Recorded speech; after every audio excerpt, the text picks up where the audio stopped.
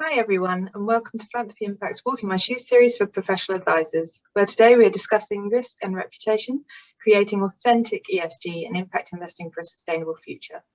My name is Sophia Sahanek. I'm the Director of Membership and Development at Philanthropy Impact and also the moderator for this series.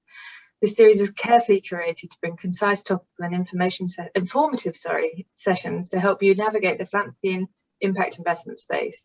If you'd like to know more about our services and the benefit of membership for you and your firm, then please do get in touch with me by email. It'll either be in the chat or I will on the end of the recording on YouTube. This is a strictly 30-minute session. It will go very quickly, but we do try to encourage audience interaction, so please use the chat to introduce yourselves, have your say and pose questions to our panel. You've got to make sure that you add panel and all attendees when posting in the chat so that everyone can see. And now it's time to welcome and thank our chair for today. He's Jamie Broderick, Director of Impact Investment Institute and also a board member here at Philanthropy Impact. Thank you all for joining us today. I will now hand over to Jamie, who will make a start to introduce the panel. Thank you, Jamie. Thank you, Sophia. Welcome, everybody. And thank you to Kristina and Suzanne for joining us in this discussion. As Sophia said, it's called Risk and Reputation, Creating Authentic ESG and Impact Investing for a Sustainable Future. I'm joined by Kristina Touzenis, Managing Partner at BST Impact, and Suzanne Reisman, who's a private client and philanthropy lawyer with her own practice. Now, the issue of authenticity in sustainable investing and its opposite, greenwashing, has always been very prominent. The concept of sustainable investing has been around, it's evolved over the years, it's been around for a long time. But what's happened because of this evolution is that there's not the same consensus around it that there might have been a generation ago, when it consisted largely of exclusions of certain industrial sectors, so armaments or tobacco or adult entertainment or maybe alcohol. So as interest in sustainable investing has grown and developed, there's much more active debate today than there was back then and less agreement. So do you invest, do you divest or engage? How do you weigh environmental impact against social impact? Do you exclude companies that generate negative impacts or go for the best of the worst, as they say? How do you measure and how do you evidence impact? But meanwhile, as sustainable investing has grown in popularity, we find asset managers now promoting their credentials in this area much more actively, looking for a business advantage. And this brings a risk that asset managers will claim more sustainability than is really there or can be evidenced. All of which makes sustainability professionals nervous because there is a risk that sustainable investing loses credibility. And two recent events illustrate this concern. So earlier this year, Tarek Fancy, ex-CIO of Sustainable Investing at BlackRock, the world's largest asset manager, came out and called ESG investing a dangerous placebo, distracting us from real solutions. He also expressed cynicism about market hype around ESG investing. And then in March of this year, Desiree Fixler was dismissed from her job at DWS as Group Sustainability Officer after less than 1 year in the position, after she blew the whistle on what she said were overblown claims of sustainable investing at DWS. Since then, she said that greenwashing is a more general issue in asset management and not just confined to DWS. So we've asked Kristina Touzenis and Suzanne Reisman to unpick some of these issues, and maybe we could start with a quick introduction to yourselves and your work, and then we'll move on to the questions. Kristina, can we start with you, an introduction?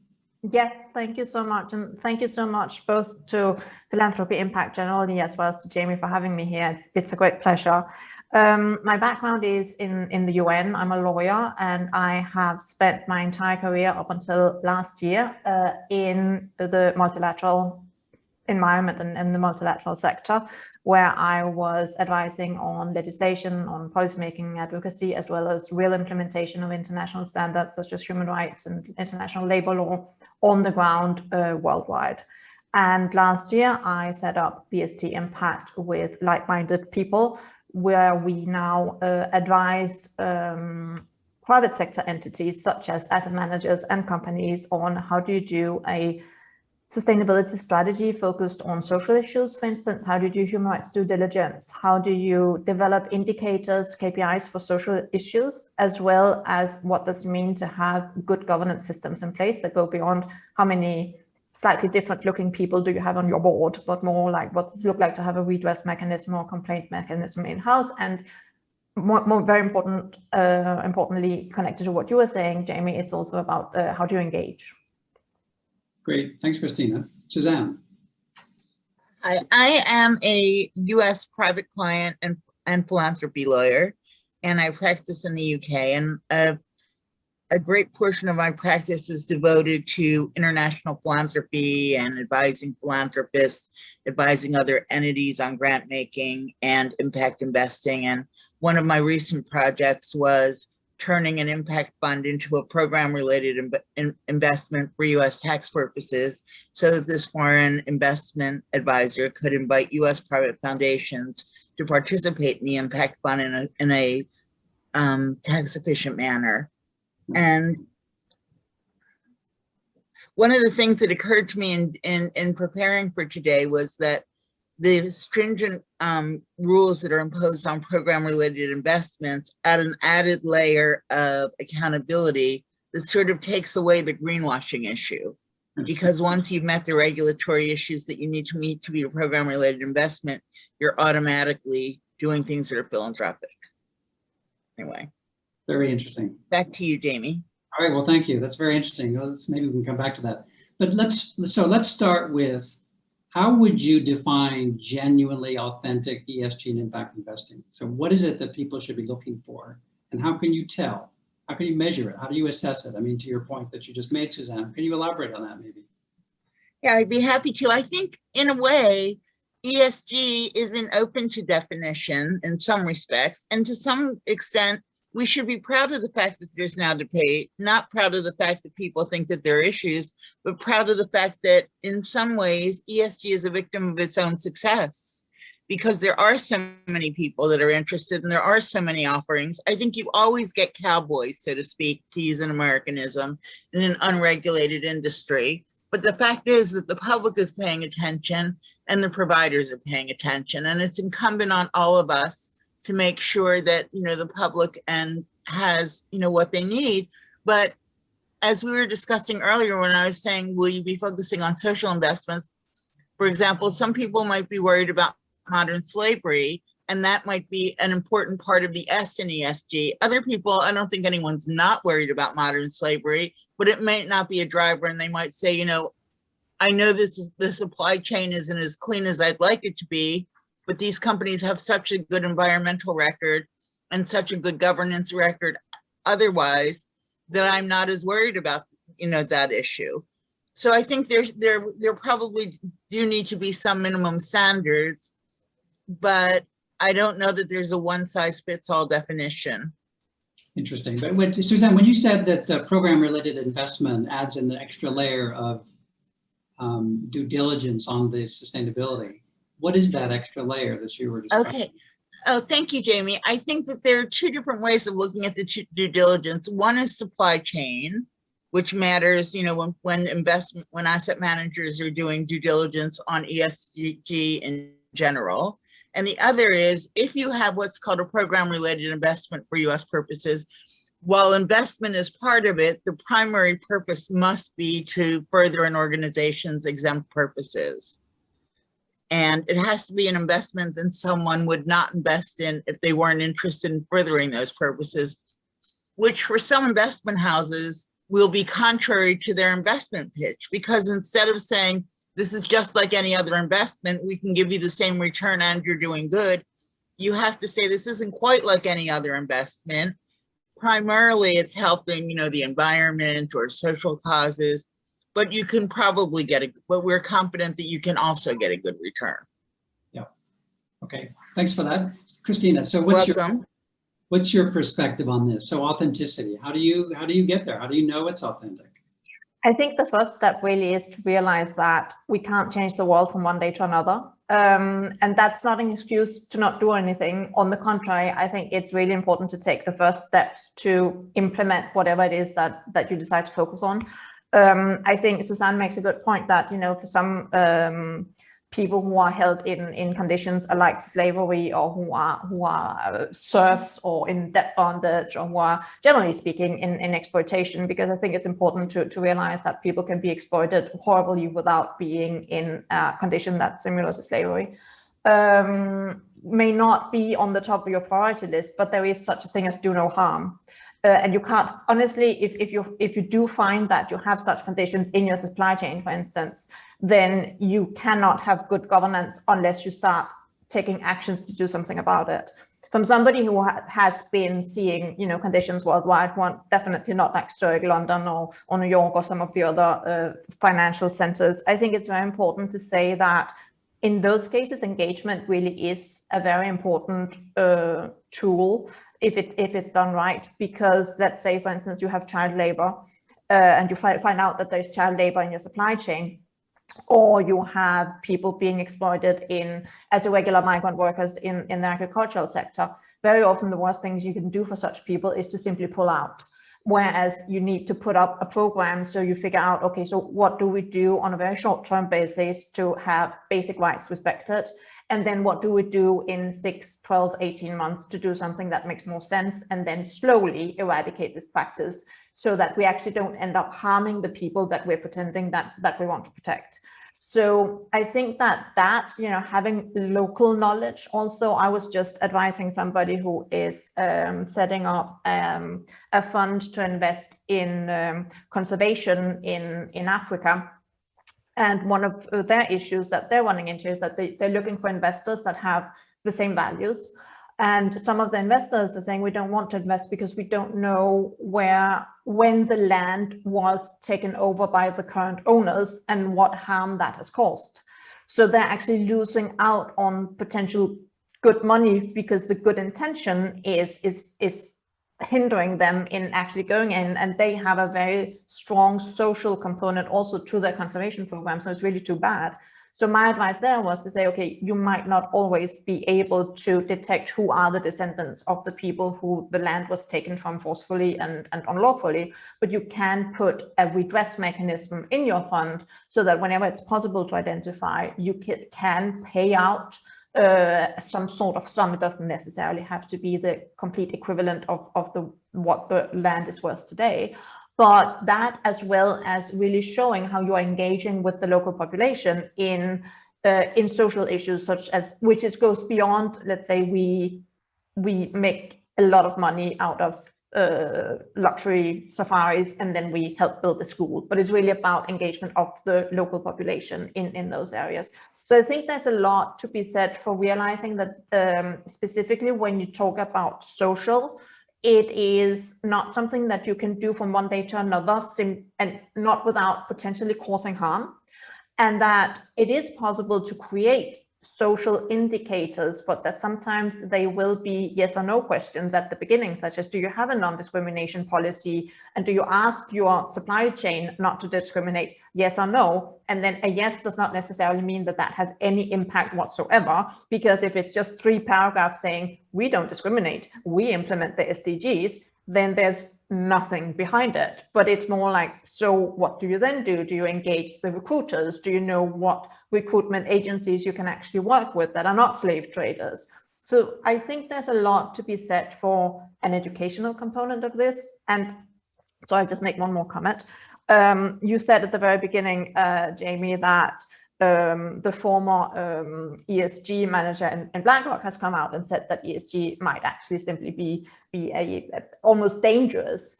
And I think that we need to realize ESG is an acronym. It stands for environment, social, and governance. Those 3 things are not the enemy. So if it has become dangerous, it's because it's been used as a label instead of actually saying, so what is it that we do that has, and I don't want to say impact is impact investing, because everything you do has an effect. So as an effect on these 3 issues, instead of seeing it only as a, let's say, rating tool, or that gives you a spot, sort of like, this is the situation right now, but mostly how is it that somebody who's been rated really badly, for instance, how can we engage them to get better? And also to say, it's not, ESG cannot in itself do harm, it's how it's being used. It's like the SDGs right now are being used as if it's, I don't know, an art class for 5-year-olds where everybody is just pasting them, those lovely little boxes. And if you worked on the SDGs since they came out and you actually sat in on their negotiations, it's terribly frustrating. Well, I'm very pleased to hear that you talk about engagement as part of this process, because I think a lot of people leave out the engagement. They think that, you know, they should just accept what's there and then assess what's there, and they leave out that opportunity. Let me move on to, I mean, you mentioned Tarek Fancy, and he talks about greenwashing. So let's go to greenwashing and ask if we agree that greenwashing is when a company or an investment manager claims to be delivering authentic ESG or impact investing, but then they're over-claiming or misleading. So give me an example of that. Suzanne, give us an example of greenwashing. I guess an example of greenwashing would be saying that someone, I mean, there are a lot of people that say they're ESG specialists, but when you ask them what that means, it's really more of a do no harm. It's the old exclusion method, but without any real due diligence. So maybe they won't invest in armaments company, or they won't invest in oil companies or airlines, but they will invest in companies that engage in a lot of pollution because they haven't gone that extra step to check and see what they're investing in, or they will invest in companies that have, you know, serious labor violations or health and safety violations, or no racial discrimination, or, you know, poor governance.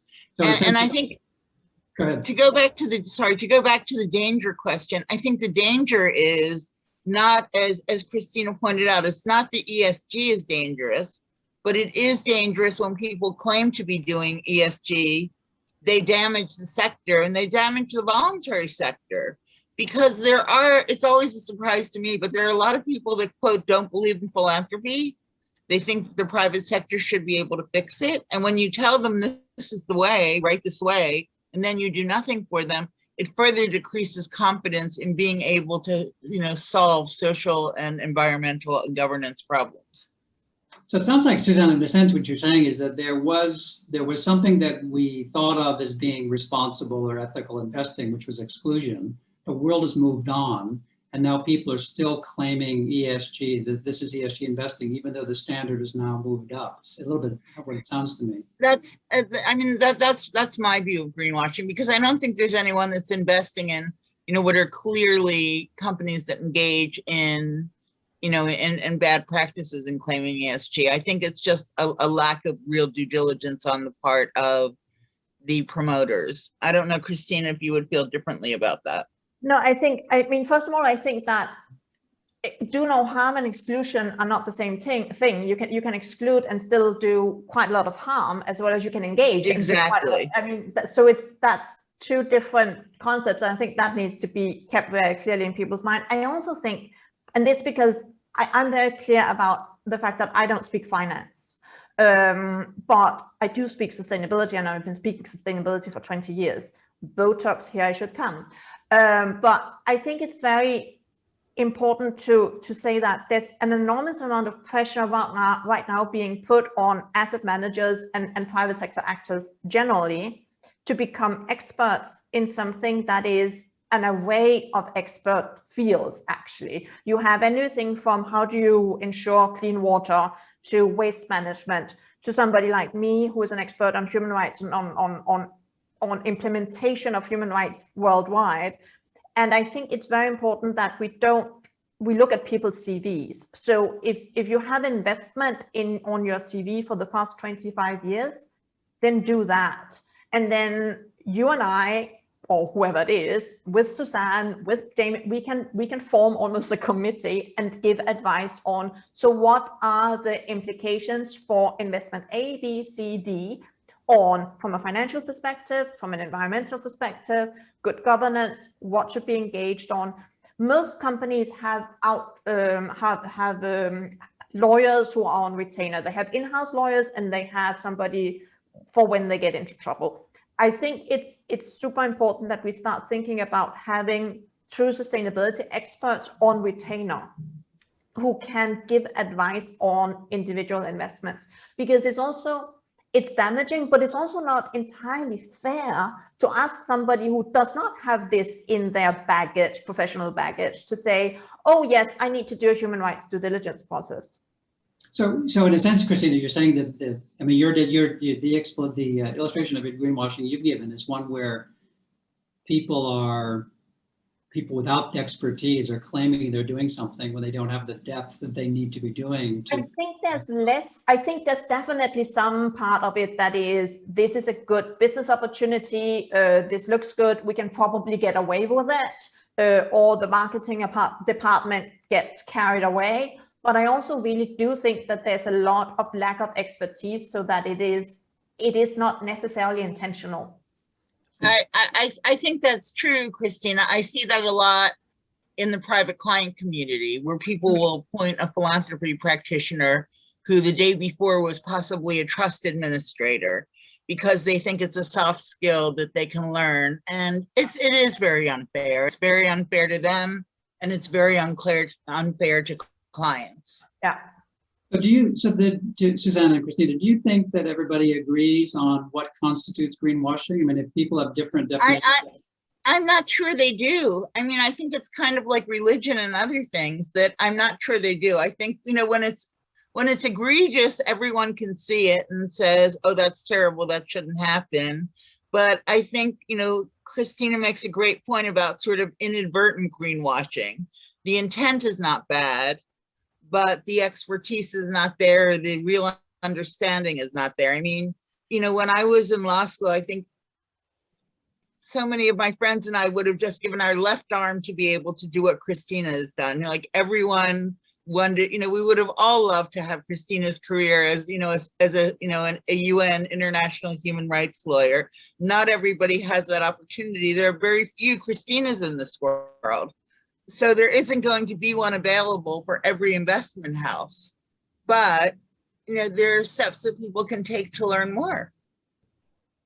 I mean, it's interesting that one of the questions in the chat is how do you manage the fact that different ESG rating agencies are coming up with different scores, and that it feels like it's because the rating agencies disagree on what they should be looking at and what they shouldn't be looking at. So what do you do with that? What do you do with that difference of opinion? How do you manage that? I mean, let's take an example. If you have an ESG fund that holds oil companies, is that greenwashing?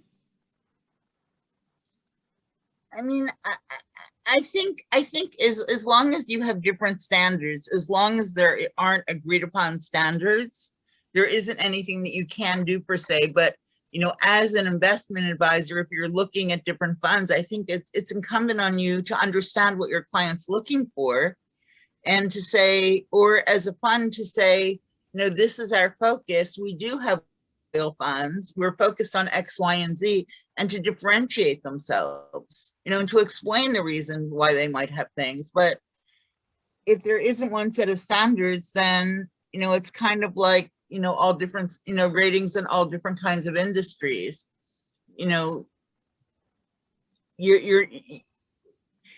Unless there's some agreed upon thing, like generally accepted accounting standards. I mean, unless we have generally accepted ESG standards, people will continue to do this. And I think actors with good intentions will always be closer to the mark. It's the people on the fringes that I think we need to be more worried about. But I think it's incumbent upon us as professionals, because really we are the gatekeepers of our industry. Whether we're lawyers, investment advisors, trustees, charities, we are the gatekeepers. And it takes us speaking out and saying, this is good, applauding the good, and being, fairly criticizing the egregious. The in-between, you just hope that people will get better. But I'm a big believer that, everyone wants to play nice and get along, and that's important as collegial professionals. But at the same time, if everyone stays silent because they don't want to offend anybody, how are the people that are struggling or maybe don't realize that they're not up to the mark going to get better? Kristina, let me ask you, my ESG fund that holds oil, greenwashing? I don't think so, as long as you are open about it, because we're not going to get away from oil tomorrow. I mean, the world, we're not going to go back traveling by donkey. It's just not there. So I think it's completely unrealistic. And then at that point, you also can't invest in anything that uses plastic, because where does plastic come from? You know, so at that point, it just becomes it. But it's more about how do you engage those oil companies in transitioning. What sort of limits do you put up for them? And then I was asked by somebody who was a wealth advisor the other day, when she had somebody or something coming across her table, which was crude oil from Libya, and she was like, "That's probably a hard no-go from you, right?" I was like, "No, that can be turned into a best practice. It will take a lot of work, but it could actually show how you can do something like that." And then for me, Liberia, it was not only about the crude oil; it was like all the red flags, possibly like bling, bling, bling, bling. But done well, you can then also show that this is something that you can actually do. And I think that that's where the engagement part come in, and the being realistic about the world we have is that we can open portfolios to people who actually want to do better, instead of having a lot of dirty, dangerous businesses in the hands of people who don't care. Yeah. So what happens when organizations or companies overstate their credentials or overstate what they're doing? I mean, what's the impact on them? What then happens? Kristina, what?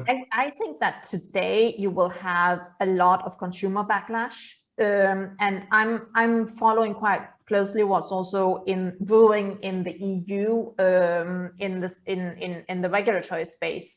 And what I can really see there is that they are focusing more and more on not what is it that you're saying, but how are you actually doing it. So there will be more and more, I think, really legislative requirements in reporting, that it's not enough to say we work towards the SDGs, but it's about how do you actually work towards the SDGs, and transparency. And with transparency, I don't mean that you then disclose 5,000 documents, but more say, so I'm working in this sector or in this geographical area. My goals are this. I am 6 months behind on everything because I encountered this issue, but this is what I'm going to try to do to address it. I think that that's what the focus will be on. Okay, well, we've got a quick audience poll out there asking the question about ESG funds that hold oil. So, Sophia, you're going to tell me when the results come through for that.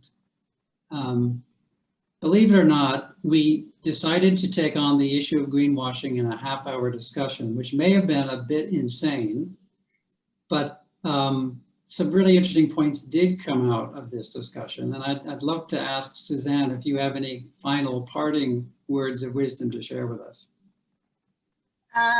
Yes, I think it depends on what side of the fence, so to speak, you are.